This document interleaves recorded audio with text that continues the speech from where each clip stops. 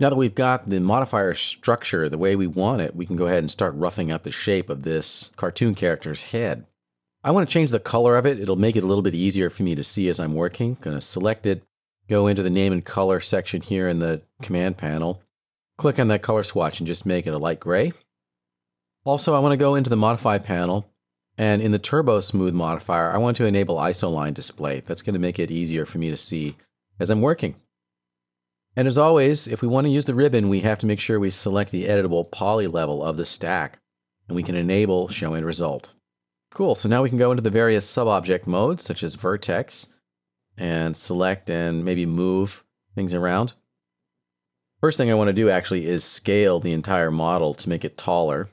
I can select all the vertices on that and use the scale tool, and scale only in Z, just to stretch that up. Note that I can scale in Y as well, and that's fine. But if I try to scale in X, then I'm going to have some issues because of where the manipulator is, where that gizmo is relative to the rest of the surface. I'm going to undo that.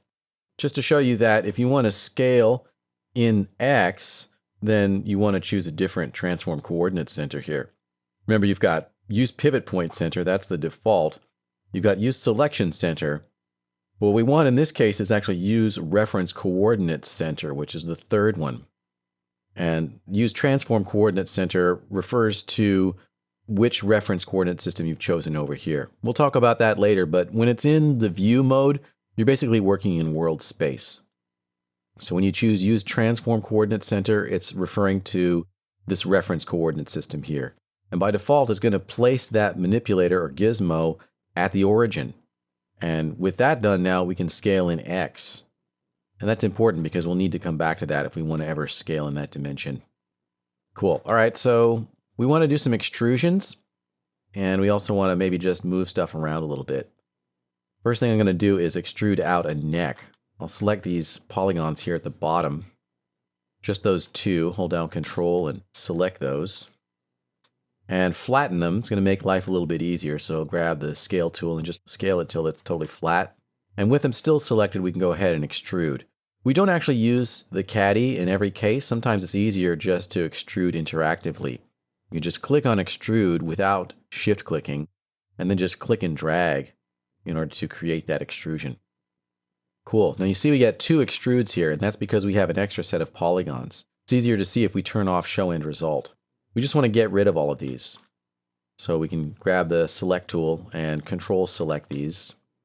With all those four polygons selected, we can go back to show end result, press the delete key. And now because these polygons are lined up here and that vertex has an X value of 0, this gets welded perfectly.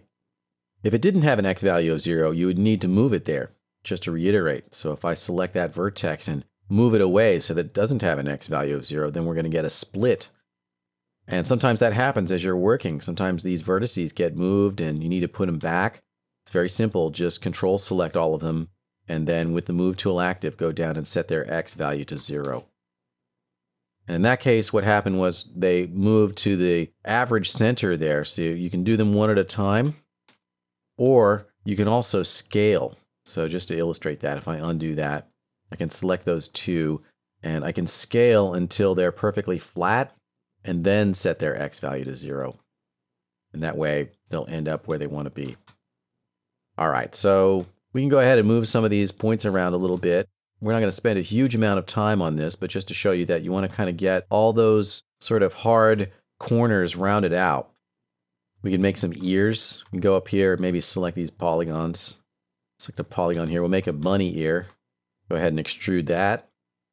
And you can extrude more than once. I can do one command and then do another one, and that creates two extrusion levels.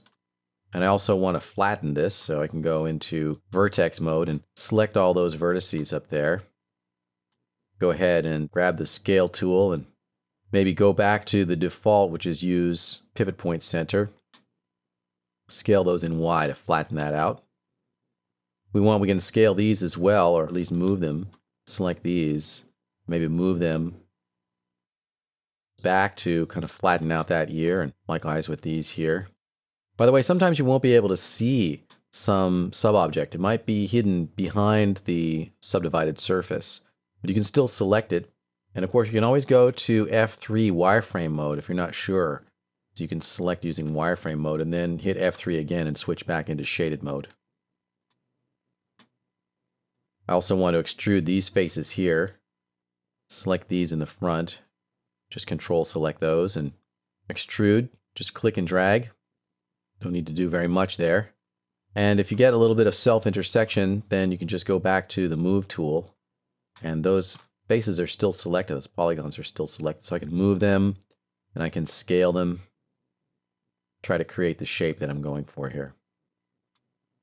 All right, we need eyes and a nose as well.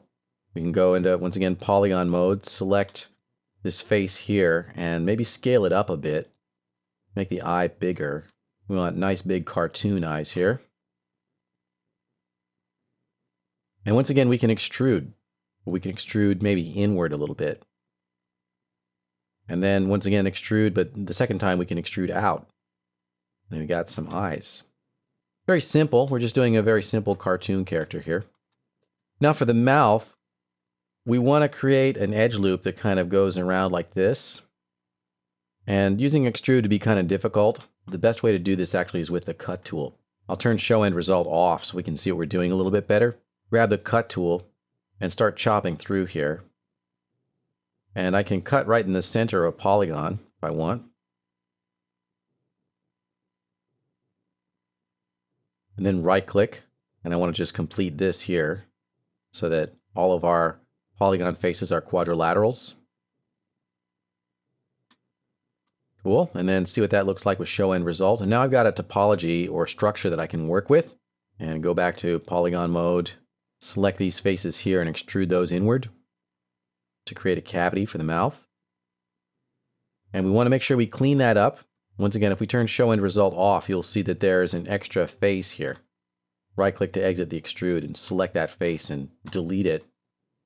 And likewise, these vertices here are not aligned. They're not at an x value of 0. So if we select those, probably want to move those to an x value of 0 here. But again, they may not move exactly to 0 because we've selected more than one. So it might be a good idea to move them one at a time. Make sure they end up at 0. Cool, so we're building out a structure here. It takes some time to actually make the model look good. It doesn't come for free. That's where your artistry comes in. We don't have time to really go through every single step to creating a high quality model here. I just want to show you a few of the tools that you can go for in order to start shaping this up. So like for example, we want to create a nose here, but we don't have enough detail there. Maybe we need to add more detail. One way to do that is using Swift Loop to insert edge loops. We'll look at that in the next movie.